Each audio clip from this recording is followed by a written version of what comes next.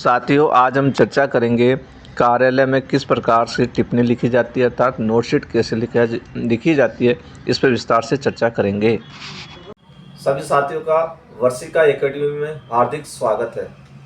नमस्कार साथियों, आप सभी का वर्षिका एकेडमी में हार्दिक स्वागत है। साथियों, मेरे पास काफी मैसेज आ रहे हैं कि सर नोटिंग क्या होती है, नोटशीट क्या होती है, किस प्रकार से लिखी जाती है, ऑफिस के अंदर जब फर्स्ट डे जाते हैं तो किस प्रकार से हमारे पास किस चैनल के माध्यम से नोटिंग आएगी और हम किस प्रकार से उसका जवाब दे पाएंगे। तो सर हमें थोड़ा सा डर लग रहा है, तो हमें थोड़ा सा गाइड कीजिए। साथियों, इसी के लिए साथियों मैं आज एक डेमो के रूप में पूरा नोटिंग का मैं बताऊंगा कि आपके पास किस प्रकार से तो फाइल आएगी और कहां से किस प्रोसेस से आएगी और आपको किस प्रकार से उसका जवाब देना है। साथियों, उससे पहले मैं आपको बता देता हूं, कल टीओ ऑफिस की मीटिंग रखी है डीटीए ने, ये आपको भी पता है। तो इसके अंदर साथियों 3 बजे ये मीटिंग रखी है। इसमें आपकी पोस्टिंग के लेकर चर्चा की जाएगी। उसमें इनको डायरेक्शन दिए जाएंगे कि आप इस प्रकार से तैयारी रखें जैसे कि आपके बैठने की व्यवस्था की तैयारी, ठीक है। और कुछ अपने अंडर में कुछ एक या दो को स्टाफ की भी इनको रखना पड़ेगा, ताकि जब आप वहां जाते हैं तो ट्रेनिंग के समय आपकी जब पोस्टिंग होगी तो उस समय आप जॉइनिंग एप्लीकेशन वगैरह वो देते हैं, तो उनकी एक फाइल उनको रेडी रखनी है। तो उसके लिए भी एक अलग से व्यवस्थित रखा जाए, ठीक है। और आपको 15 दिन ट्रेनिंग के लिए उनको कुछ टीचर की भी आवश्यकता होती है, तो वो टीचर की भी अपन किसी को पाबंद कर सके, जिसको अकाउंट्स का नॉलेज होता है तो नियमों के बारे में, तो उसको वो पाबंद करेंगे और उनको कहेंगे। और इस दौरान क्योंकि अब 3 दिन 4, 5, 6 तारीख तक साथियों छुट्टियां हैं, तो अब नेक्स्ट वीक आपके लिए खुशी का वीक हो सकता है, जिस पल का आपको वेट चल रहा है। 13 को तो आप सभी लोग 12 को तो आप लोग सुन ही रहे हैं कि आपकी पोस्टिंग होगी, लेकिन मुझे लग रहा है उससे पहले ही आपका आदेश जारी हो सकता है या 12 को हो सकता है, जो भी हो, लेकिन आप तैयार रहें, ठीक है। और तैयारी के लिए मैंने पहले से सब वीडियो बना रखे हैं, तो आज उस पर मैं चर्चा नहीं करूंगा।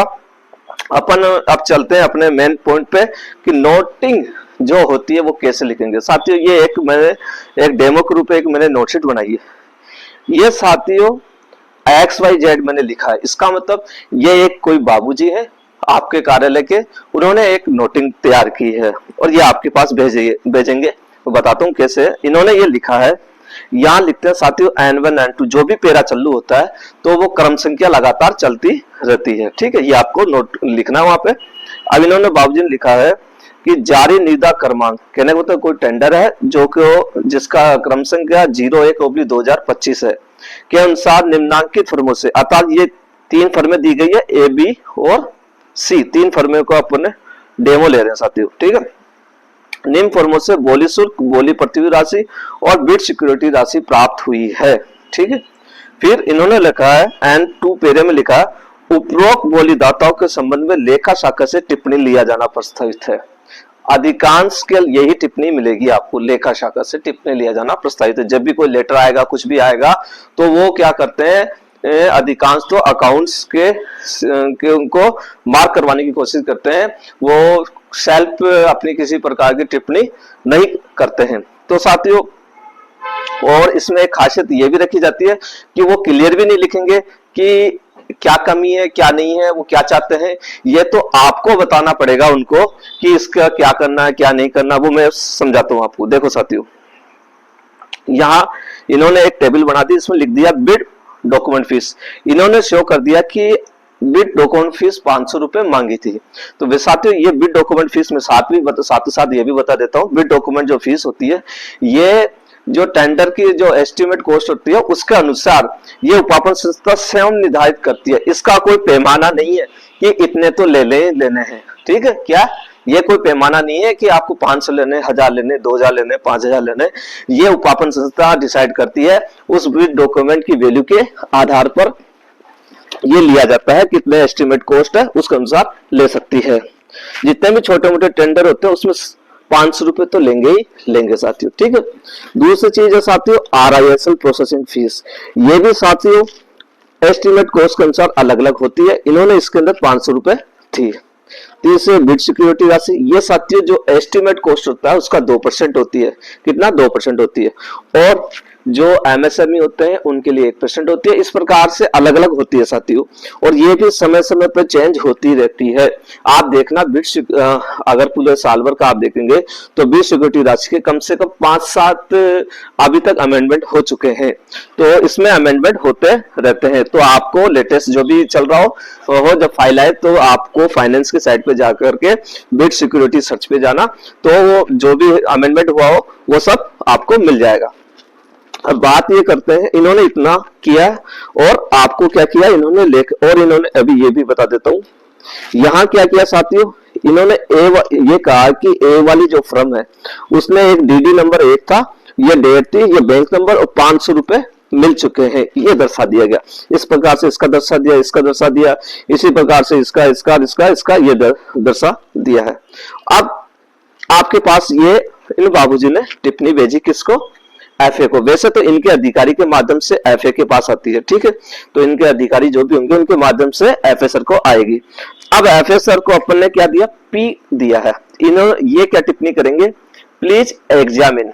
अब साथियों ये ध्यान रखना, प्लीज एग्जामिन लिखते ही साथियों यहाँ एफए सर सेफ हो गए, आप ये मान सकते हैं, क्योंकि यहाँ परीक्षण के लिए इन्होंने भेज दिया, ठीक है। अब अगली कहानी देखो, अगला क्या है? जब एओ सर आए, एओ सर ने क्या कहा? ये भी सेफ होना चाहते हैं अपने आप को, इन्होंने लिख दिया आरटीपीपी नियम के क्रम में अपनी टिप्पणी प्रस्तुत करें, ठीक है। इस टिप्पणी से क्या ये भी सेफ हो गए कि इन्होंने क्या दिया? आरटीपीपी नियम के अनुसार करें, ठीक है। अब बात आती है, इसके बाद हो सकता है आपके ऑफिस में डब्ल्यू फर्स्ट भी हो और डब्ल्यू सेकंड भी हो, या हो सकता है दोनों से कोई एक हो, ठीक है। तो ये क्या कहेंगे? पैरा 4N के क्रम में टिप्पणी कराए। क्या कहेंगे? पैरा 4N के क्रम में टिप्पणी कराएं। ये पैरा 4 ये है, इसके क्रम में ये क्या मांग रहे हैं? आपसे टिप्पणी मांग रहे हैं साथियों, ठीक है। तो मैं पूरा प्रोसेस बता रहा हूं साथियों, एक डेमो के रूप में किस प्रकार से टिप्पणी लिखी जाती है, किस प्रकार से एक से दूसरे, दूसरे से तीसरे के माध्यम में आती है। अब इन्होंने ये लिख दिया डब्ल्यू फर्स्ट या डब्ल्यू सेकंड जो भी होंगे कि ये टिप्पणी करें, और ये किसको भेजेंगे? जेआरए को। साथियों जो भी टिप्पणी होगी, जो भी फाइल में कुछ भी लिखना होगा XYZ, वो केवल जेआरए लिखेगा, ठीक है। क्योंकि आपके ऑफिस के ये सिस्टम होता है, एक चैनल सिस्टम होता है जो जेआरए से ही अर्थात जूनियर अकाउंटेंट से ही नोटिंग करवाई जाती है। उसके बाद में उसको वो देखते हैं सही है या गलत है, फिर वो संबंधित अधिकारी इसको चेक करेंगे। अब जेआरए को जब ये नोटिंग भेजी गई तो सबसे पहले तो मैं बता देता हूँ एक बार, आपको ये कहा गया कि आर्टिकल, साथियों ध्यान रखना, पूरी मतलब कि समस्त ऑफिस के अंदर 3 चीजें सबसे ज्यादा काम आएगी। एक आरटीपीपी एक्ट, दूसरा आपका जीएफआर, तीसरा आरएसआर। यदि आप संस्थापन में लग गए तो आपके आरएसआर काम आएगी, ठीक है। ये और आरटीपीपी भी आती है खूब, लेकिन ज्यादा आरएसआर के आते हैं, और जीएफआर, ये तीनों चलती रहती है साथियों। ये कई बार तो कई ऑफिस में ये होता है कि काम लोड अधिक होता है, तो प्रत्येक एक के पास एक काम होता है, किसी के पास आरटीपीपी का होगा, किसी के पास संस्थापन का होगा, किसी के पास बजट का होगा, किसी के पास ऑडिट का होगा, और छोटी जगह में क्या होता है सारा काम वो ही जूनियर अकाउंटेंट ही देखेगा ये सब, ठीक है साथियों। अब साथियों अब आपको पकड़ना है, क्या इन्होंने कुछ नहीं लिखा, इन्होंने एक टेबल बना दी और ये कह दिया बाबूजी ने कि लेखा शाखा में टिप्पणी प्रस्तुत है, और सबने आपको मार्क करते करते ये आपके पास आ गई। अब आप किस प्रकार से टिप्पणी करेंगे मैं बता देता हूं आपको। आप लिखेंगे साथियों पैरा 1 और 2 का अवलोकन कराएं। ये पैरा 1 और 2 कौन सा है? ये पैरा 1 और 2 साथियों ये तो पैरा फर्स्ट है और ये पैरा सेकंड है, ठीक। आपने लिख दिया पैरा 1 और 2 का अवलोकन फरमावे, ठीक है। निविदा क्रमांक 1 2025 के क्रम में प्राप्त बोलीदाताओं से पैरा 1N पर अंकित तालिका के अनुसार बोली सूट बोली पट्टी राशि में बिड सिक्योरिटी प्राप्त हुई है, जिसके संबंध में टिप्पणी निम्नानुसार है। अब आप अपनी टिप्पणी करेंगे। अब आप टिप्पणी कैसे करेंगे? आपने को तो कुछ पता ही नहीं करना क्या है, ठीक है, लेकिन अब आपको अपना माइंड लगाना है। देखो यहाँ ये टेबल दी तो इन्होंने एक चीज क्या किया, इसको बोल्ड किया है, इसको बोल्ड किया है। अब आपको पकड़ना, हो सकता है वहां बोल्ड करे या नहीं करे, तो आपको क्या करना, एक एक अमाउंट और डेट चेक करनी होगी ऐसे में। ये इसके अंदर जो ये वाली नोटिंग है इसमें 2 चीज करनी पड़ेगी, एक तो डेट और एक ये अमाउंट। अब डेट के लिए आपको ये पता करना पड़ेगा, फाइल में ये चेक करना पड़ेगा कि कितनी कौन सी लास्ट डेट तक ये डीडी चाहिए था। ऐसा तो नहीं है जिस जो लास्ट डेट थी उसके बाद का कोई डीडी का डेट हो। ठीक, दूसरी ये है कि ये जो है ये राशि ये जो मांगी है 500, ये 500 ये यहाँ पे 200 लिखी है यहाँ पे, आप ये चीज चेक करेंगे। देखो वो अगला कुछ नहीं बताया, ये अपने माइंड का खेल है। तीसरी चीज, अब इसमें क्या हुआ, साथियों मांगा था 30,540, इस बंदे ने कितना दिया, 7,635 रुपए ही दिए। ठीक है, अब आपको क्या करना है, अब नोटिंग में आप कैसे लिखेंगे, अब आपको कहानी शायद समझ में आ गई ये क्या चाह रहा था और आप लोगों को क्या लिखना है। आप लिखेंगे क्रमशः क्या एक पर ए द्वारा, जो क्योंकि वो कौन सा था, ए था, बोली शर्तों के अनुसार बिड सिक्योरिटी राशि 30,540 के स्थान पर 7,635 रुपए का डीडी प्रस्तुत किया गया है। कितना, 30,000 मांगा था और इसने कितना दिया, 7,635 दिया। बोली शर्तों अनुसार बिड सिक्योरिटी राशि 30,540 प्रस्तुत नहीं किए जाने पर बोली के प्रारंभिक परीक्षण में उक्त फर्म अपात्र पाई गई है। अब साथियों ये जो मैंने जो वर्ड लिखा है प्रारंभिक परीक्षण, ये साथियों ये एक्चुअली नोटिंग आप तभी कर पाओगे जब आपको उसकी गहनता से अध्ययन किया गया हो।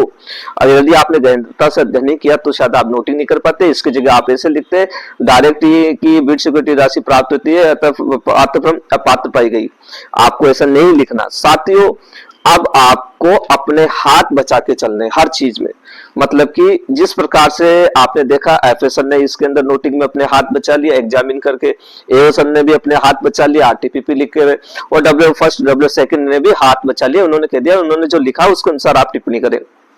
तो अब आपको भी अब हाथ बचाते हुए अपना काम करना है, वो चीज मैं बता रहा हूं। तो ये प्रारंभिक परीक्षण साथियों ये बहुत ही इंपॉर्टेंट चीज होता है।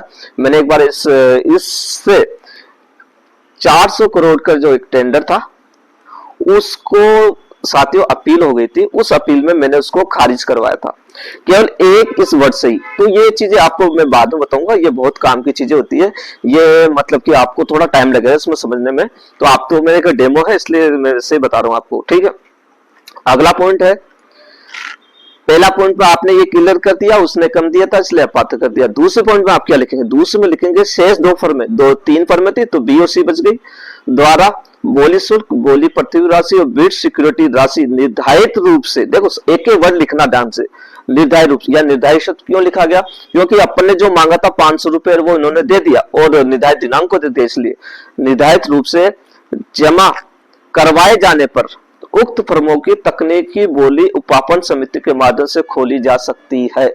अब यहाँ अपने क्या सकती है, क्या अपने ये नहीं कहा डायरेक्ट कि खोल लो, अपने कहा कि उपापन समिति के माध्यम से खोली जा सकती है। देखो एक एक वर्ड्स मतलब कि इस प्रकार से लिखने, अपने ऊपर नहीं लेके, क्योंकि टेंडर कौन करता है, कमेटी करती है, उपापन समिति, तो अपने को उपापन समिति पे डालना है। ठीक है, तीसरी चीज राजस्थान लोक अब आपके एओ ने आपको टिप्पणी क्या लिखा, आरटीपीपी नियमों के अनुसार करें। अब आप आरटीपीपी नियम ले रहे हैं, अभी तक तो आपने परीक्षण किया था एफए के अनुसार, अब एओ सर के अनुसार कि राजस्थान लोक उपापन में पारदर्शिता नियम 2013 के नियम 63(4) के अनुसार तकनीकी मूल्यांकन में अहित फर्मों की संख्या सामान्यतः 3 से कम नहीं होनी चाहिए। यहाँ साथियों कहने का मतलब ये है कि आरटीपीपी में ये कहा गया है जब तकनीकी मूल्यांकन होता है, टेक्निकल इवैल्यूएशन, उसमें अहित फर्मों की संख्या सामान्यतः 3 से कम नहीं होनी चाहिए, अर्थात अहित का मतलब क्वालिफाई। अब साथियों अभी तो अपन ने टेक्निकल मूल्यांकन किया ही नहीं है, एक प्रारंभिक परीक्षण कर रहे हैं। चूंकि प्रारंभिक परीक्षण में ही अपन ने एक बिट को उड़ा दी तो बची 2 है, तो टेक्निकल मूल्यांकन करने की आवश्यकता ही नहीं बची।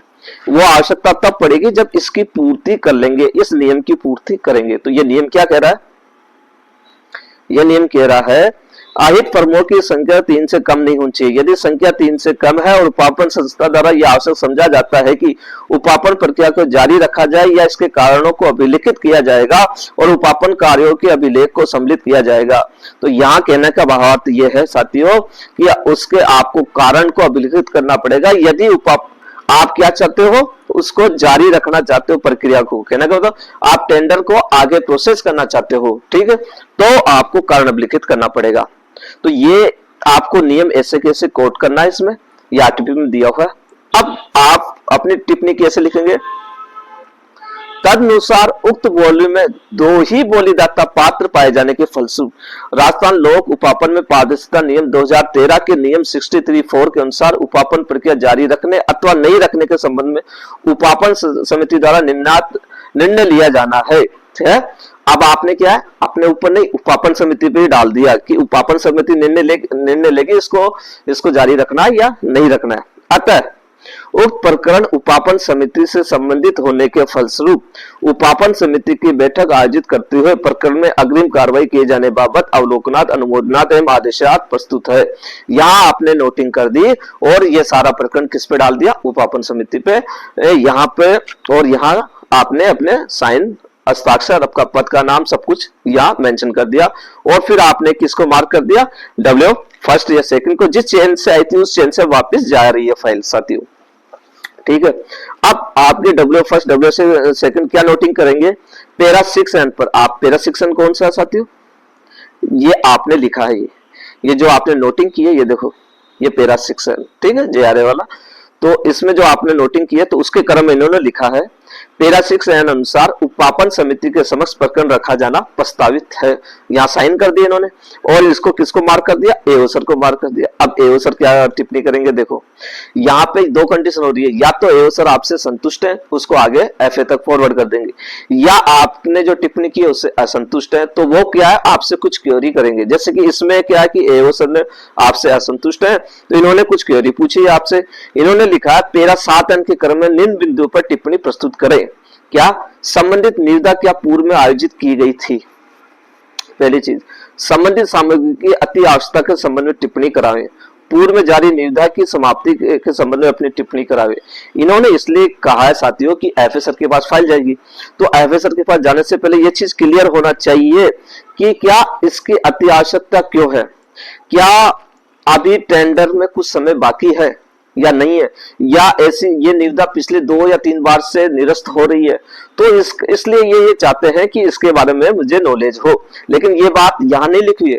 तो हर चीज एक मतलब कि उसकी लैंग्वेज ऐसी लिखी जाती है कि किसी को पता नहीं चले कि किस प्रकार चाहता क्या है, लिखना क्या है। तो ठीक है साथियों, अब इन्होंने मार्क कर दी किसके? डब्ल्यू फर्स्ट डब्ल्यू सेकंड को वापस मार्क कर दी। इन्होंने लिख दिया पैरा 8N अनुसार टिप्पणी अंकित करे। 8N क्या कह रहा है?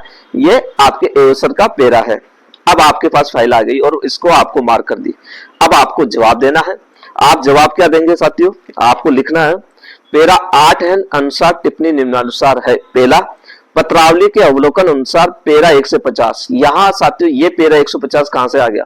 ये साथियों यहाँ मैंने ये लिया है एग्जांपल के तौर पे। मान लो पुरानी फाइल है तो उसका 1 से 50 के अंदर कोई भी टेंडर प्रोसेस होगा, वो पूरा प्रोसेस हो चुका होगा, तो उस फाइल का पैरा अनुसार पूर्व में जारी की गई है, अर्थात ये टेंडर जारी किया गया। जारी निविदा एवं आदेश का पता का ए और बे पर अवलोकन फरमावे।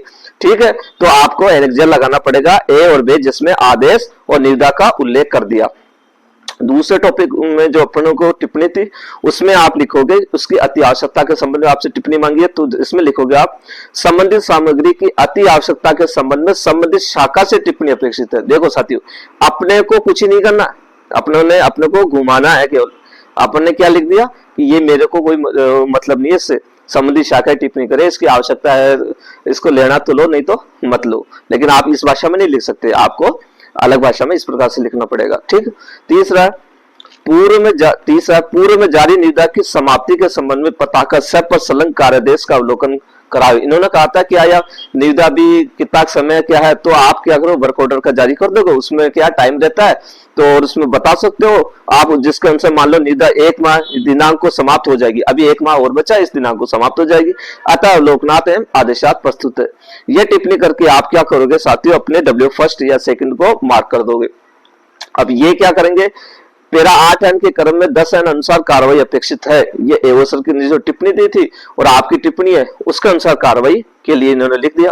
अब एओ सर क्या टिप्पणी लिखते हैं? एओ सर लिखेंगे पैरा 8N के बिंदु संख्या 2 के अनुसार सामग्री की अति आवश्यकता के संबंध में टिप्पणी हेतु संबंधित शाखा को भिजवाया जाना प्रस्तावित है।